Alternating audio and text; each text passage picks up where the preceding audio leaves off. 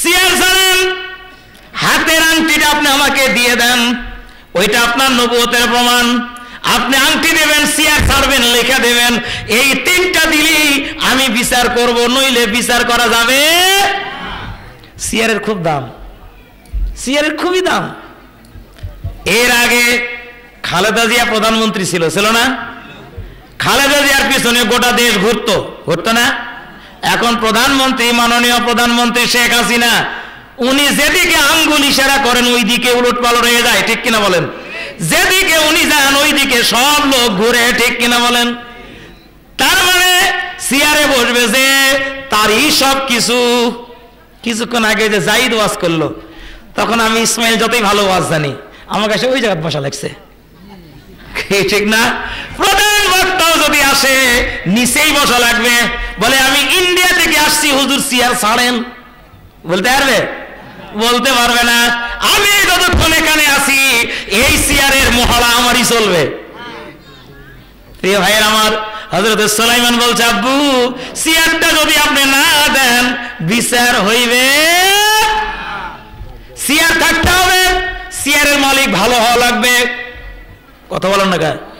চেয়ারে বসে যদি দুর্নীতিবাজ কোন লোক চেয়ারে বসে, তাহলে ওই চেয়ারটাও দুর্নীতিগ্রস্ত হয়ে যাবে।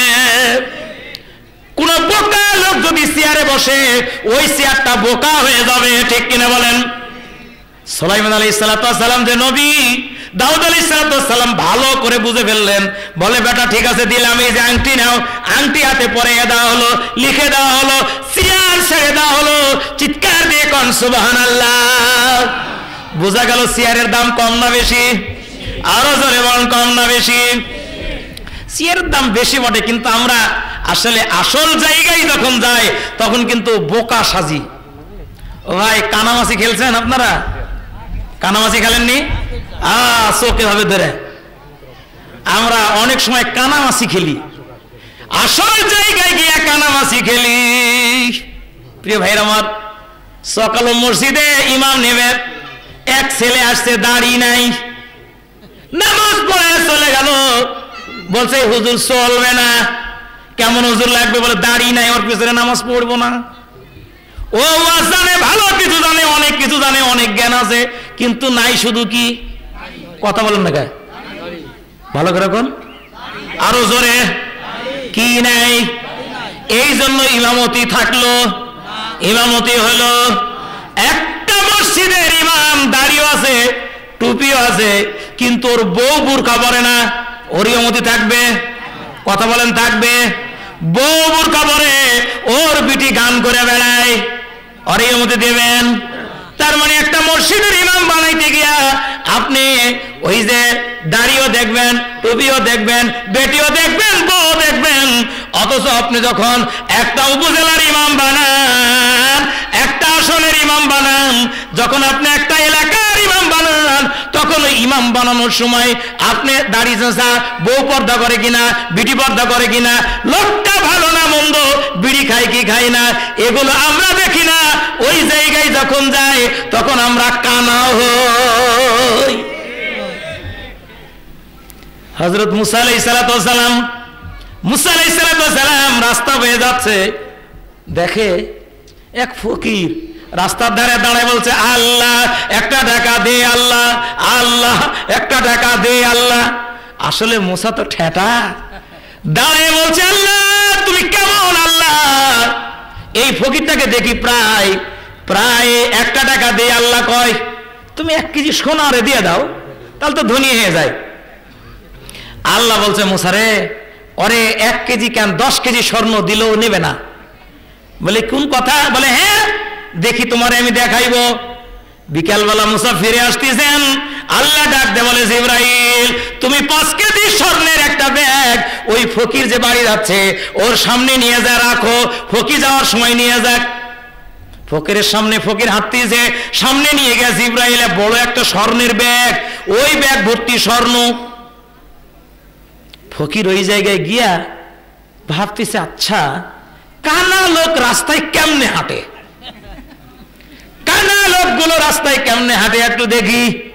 এই বলে চোখ মুছে 2 হাত দিয়ে চোখ চেপে ধরে ও তখন যাইতে শুরু করলো। ব্যাগ যখন পার হয়ে গেল তখন বলতেছে 10 এভাবে হাঁটা যায়? চোখ খুলে সামনে এদিকে ফকির দৌড়ায় দৌড়ায় চলে যাচ্ছে। আল্লাহ ডাকতে বলে মুসা দেখলি কানার ভাগ্যে ধন মেলে। মুসলমান পৃথিবীতে আজ কানা সাজছে, কথা বলেন না কা? পৃথিবীর বুকে মুসলমান আজকে কানা, যেই জায়গায় স্বর্ণ আছে ওই জায়গায় গিয়া কানা সাজে। চেয়ারে যদি একটা দুর্নীতিবাজ লোক বসানো হয় ওই চেয়ারটা দুর্নীতিগ্রস্ত হবে কিনা বলেন? চেয়ারে যদি একটা ভালো মানুষ বসানো হয়, নেতা যদি ভালো, মসজিদের নেতা বানাইতে ইমাম মানে কি কথা বলেন, মসজিদের ইমাম বানাইতে নেতা বানাইতে আপনাকে ভালো মন্দ বিচার করা লাগে। একটা মসজিদের এমন অন্তত 50টা মসজিদ যে এলাকায় আছে ওই এলাকার নেতা বানাবেন, 1000 মসজিদ যে উপজেলায় আছে ওই উপজেলার ইমাম বানাবেন, ওই জায়গার ওই নেতাকে তার এগুলো দেখা লাগবে কিনা। অথচ মানুষ মুসলমান আজ কানা হইয়া আসল জায়গায় গিয়া চোখ মুজে, কথা বলেন না কেন? আর চোখ কতদিন মুজে থাকবেন? যতদিন চোখ মুজে থাকবেন ততদিন কপালে আছে পিটন আর লাঠি। ঠিক। রাখাইন প্রদেশ, সেই মায়ানমার, পত্রিকার দিকে যখন তাকানো হয়, টিভির পর্দায় যখন দেখা হয়, ফেসবুক যখন ওপেন করা হয়, আহা কত হাজার হাজার মুসলমান নারী পুরুষকে কিভাবে নির্যাতন করছে, জবর করে গলা কেটে কেটে ওই মানুষগুলোকে পানিতে ফেলে দেয়, নর্দমায় ফেলে দেয়। যুবতী মেয়েগুলোকে ধরে নিয়ে গিয়া তাদেরকে দিনের পর দিন ধর্ষণ করে ওদেরকে গুলি করে হত্যা করে পানিতে ফেলে দেয়। চিৎকার মেরে কন্যা হুজুবিল্লাহ। ফেসবুকে দেখলাম পরশুদিন সম্ভবত শিশু বাচ্চারা 2 হাতকে এইভাবে হাঁটুর সঙ্গে বাঁধছে।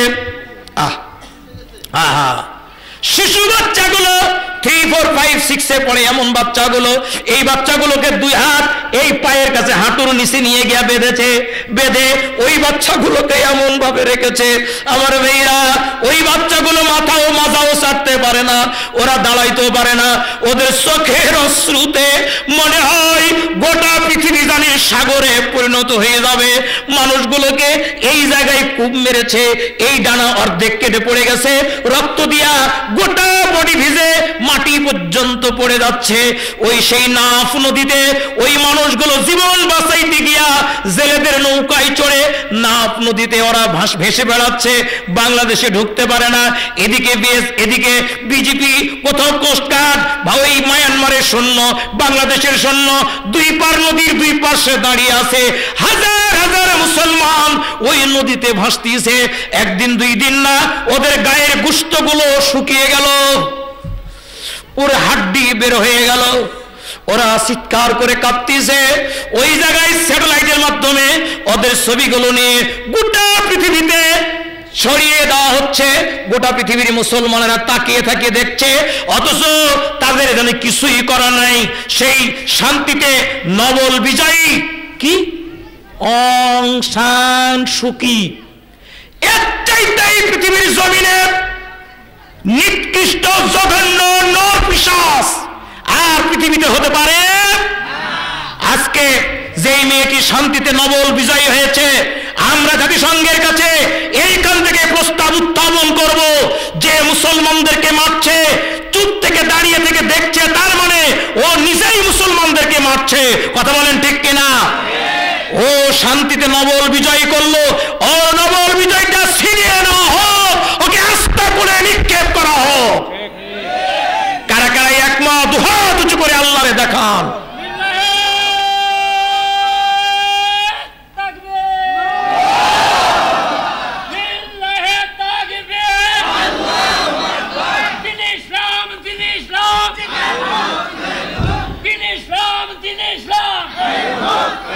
প্রিয় ভাইয়ের আমার,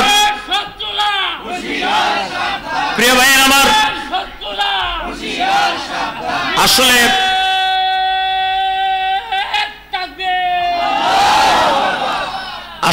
আমরা চোখ আছে কিন্তু কানার ভাব দেখাচ্ছি, আমাদের মুখ আছে বোবার ভাব দেখাচ্ছি, আমাদের মাথার মগজ আছে, আমরা নির্বুদ্ধিতার পরিচয় দিচ্ছি। এই কারণে আজকে ওরা সাহস পাচ্ছে। 313 জন মুসলমান বদরের ময়দানে আমি বদরের ময়দানে গিয়েছিলাম শুধু ওখানকার দৃশ্য দেখার জন্য। আমার সঙ্গী সাথী কয়েকজনকে নিয়ে বদরের ময়দানে হাজির হয়েছিলাম। আমার স্ত্রীকেও সঙ্গে নিয়েছিলাম। ওই জায়গায় একটা গাড়িতে চড়ে গেলাম, দেখলাম কি দুর্গম মরুপথ, 160 কিলোমিটার রাস্তা।